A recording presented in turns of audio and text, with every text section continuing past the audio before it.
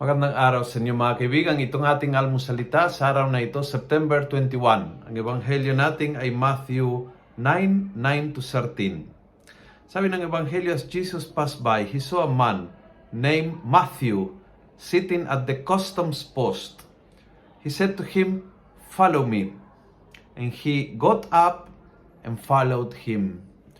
Di bale na kung ano ang kasalanan o kalagayan ng buhay ni Mateo, sa oras na yan, nung sinabi ni Jesus, "Follow me," ginawa niya ang pinakamahalaga na kailangan gawin sa buhay natin. Tumindig, lumayo sa ating kalagayan ng kasalanan, palapit sa pagsunod kay Jesus.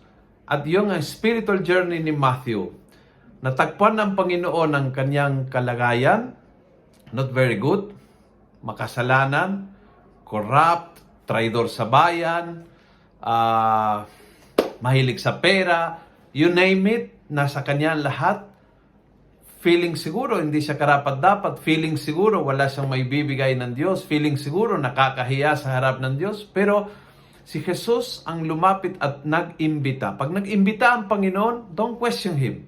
Huwag mong sabihin na hindi ka karapat-dapat. Pag inimbita ka, ginawa kang karapat-dapat sa pamamagitan ng paanyaya. Pero kailangan tumindig at lumayo mula sa kalagayan ng kasalanan patungo sa pagsunod kay Jesus. That's spiritual journey ng isang Christian.